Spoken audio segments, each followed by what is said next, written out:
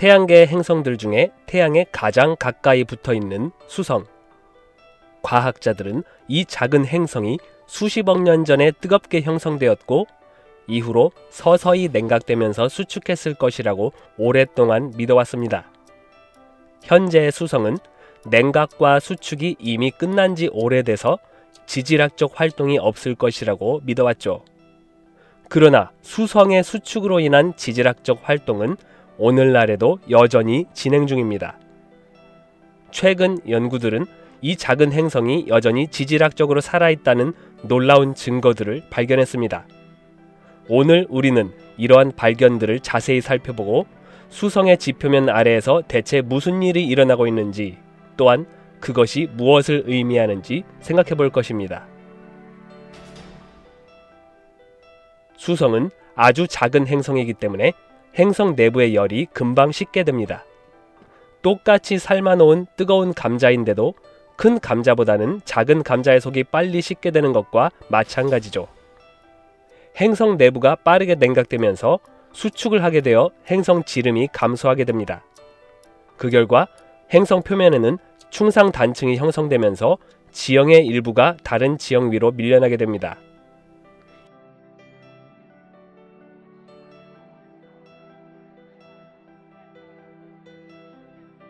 이런 과정을 통해 지표면에 균열이 생기게 되죠.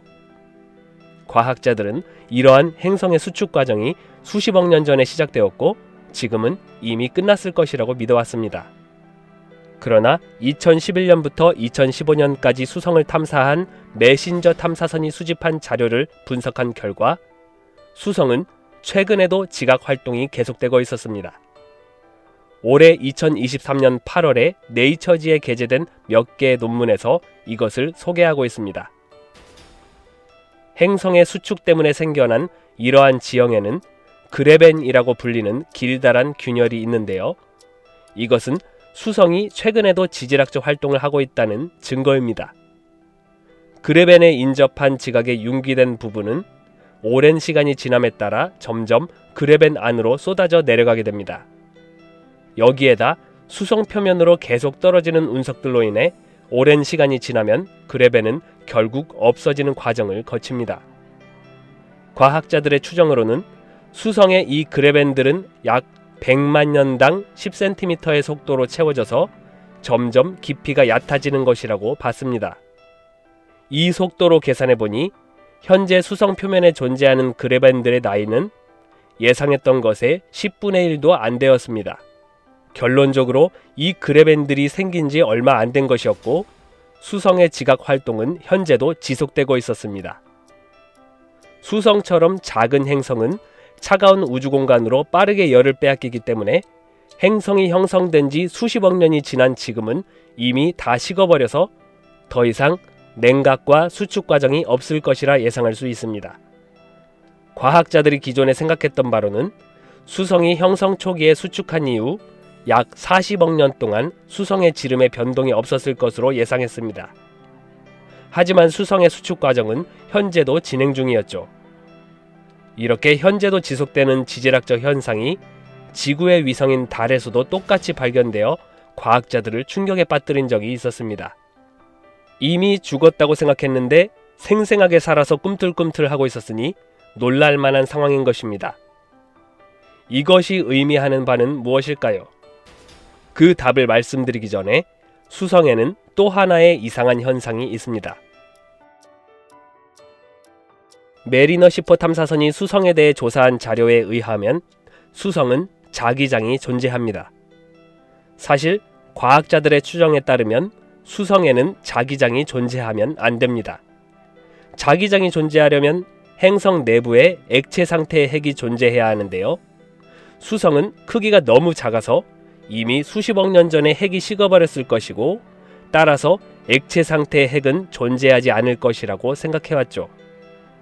수성이 이렇게 수십억 년의 세월 동안 자기장을 유지할 수 있었던 이유가 무엇일까 고민했던 과학자들은 수성 내부의 액체로 된 핵을 황화철로 된 절연층이 감싸고 있어서 핵이 아직도 식지 않고 액체 상태로 유지되고 있을 것이라 제안했습니다. 그래서 수성은 현재에도 여전히 자기장을 가지고 있다고 생각한 것이죠. 그런데 이 가설에는 문제점이 있습니다. 행성 형성 이론에 따르면 황처럼 가벼운 원소는 이렇게 태양과 가까운 곳에 존재할 수 없기 때문입니다. 그런데 실제로 수성은 표면에도 황성분이 많이 있습니다. 황처럼 가벼운 원소는 행성 형성 시기에 우주 공간으로 다 날아가 버렸어야 하는데 말이죠. 수성의 나이는 40억 년이 넘었다고 추정하는데 아직도 황성분이 많다는 것은 기존 행성 형성 이론과 행성의 형성 시기에 대한 이해를 뒤집을 수도 있는 발견이었습니다. 결론입니다. 수성이 아직도 계속 냉각되면서 수축 중이고 자기장이 존재하며 황성분이 많이 존재한다는 것은 어쩌면 수성이 수십억 년 전에 형성된 것이 아니고 생각보다 최근에 만들어진 행성일 수도 있다는 것입니다. 우리 지구를 먼저 생각해 봅니다. 태양으로부터 아주 적절한 위치에 있어서 너무나 살기 좋은 곳이죠. 그런데 태양이 만약 3배 이상의 크기로 변한다고 상상해 보세요. 지구는 엄청난 열이 지배하는 아주 다른 세계가 될 것입니다. 수성처럼 말이죠.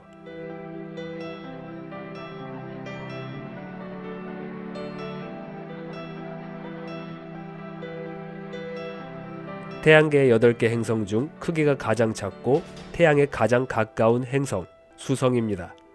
가장 가까움에도 불구하고 실제로는 거리가 좀 됩니다. 태양과 수성 사이의 거리는 태양 지름의 41배나 되거든요. 수성은 사실 명왕성만큼이나 탐사하기 어려운 곳입니다. 수성 표면에 착륙하는 것이 너무 어렵기 때문입니다. 수성의 환경이 끔찍해서가 아니라 수성까지 간 우주 탐사선의 속도를 줄이기가 너무 어려워서입니다. 그래서 지금까지 메리너 10호와 메신저호 두 탐사선만 이곳을 방문했습니다.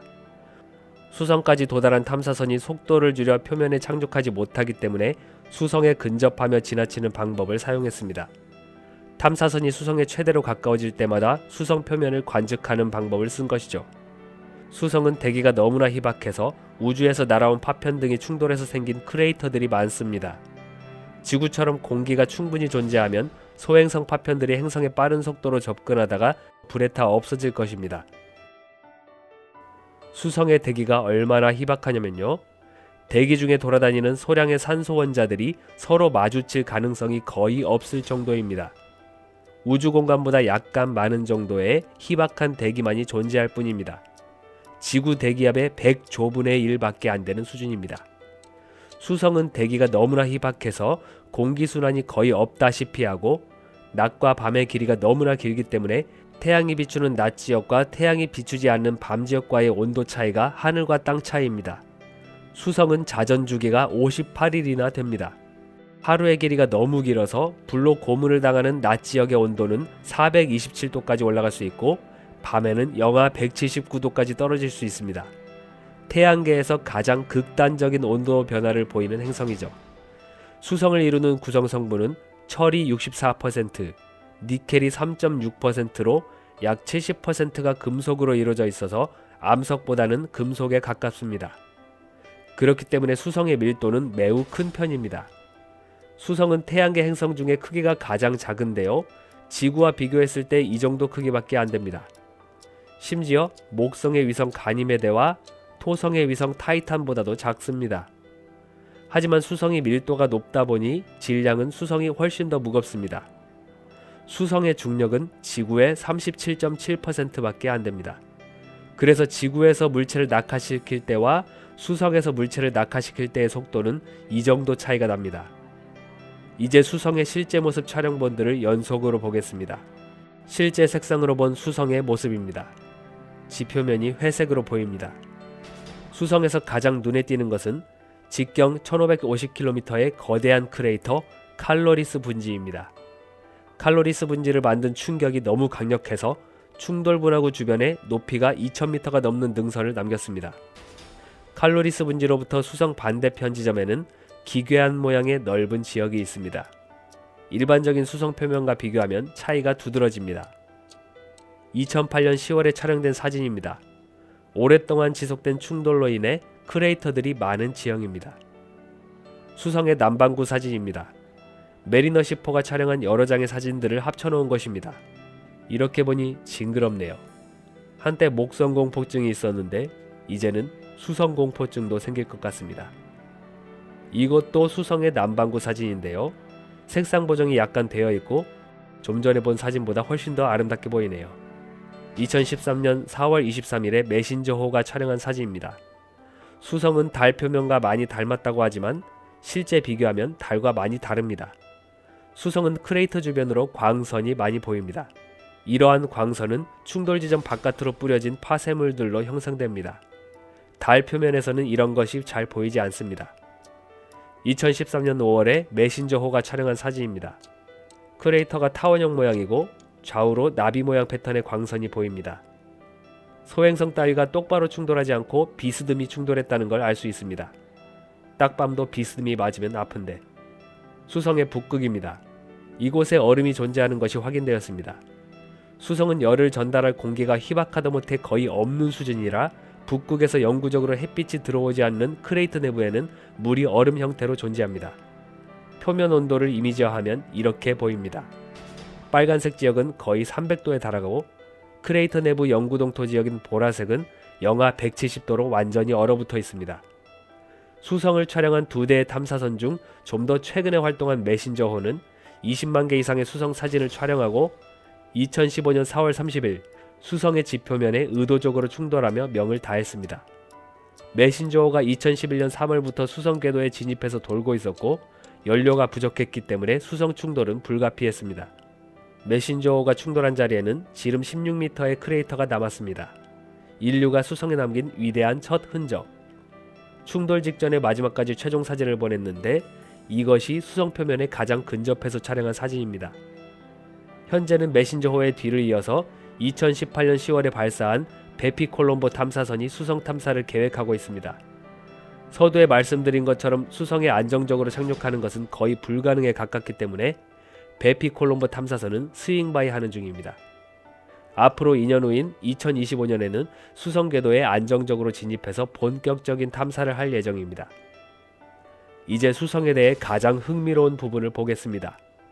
수성은 태양 주위를 타원형 궤도로 돌고 있는데 가까울 때는 4,600만 킬로미터까지 접근했다가 멀 때는 7천만 킬로미터까지 떨어지는 이상한 공전 궤도를 가지고 있습니다. 그래서 수성 지표면에서 태양을 관측하면 태양이 커졌다 작아졌다를 반복할 것입니다.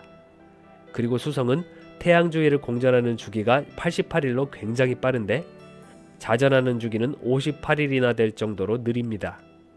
태양 주위를 2번 공전할 때마다 3번 자전하는 독특한 움직임을 보입니다.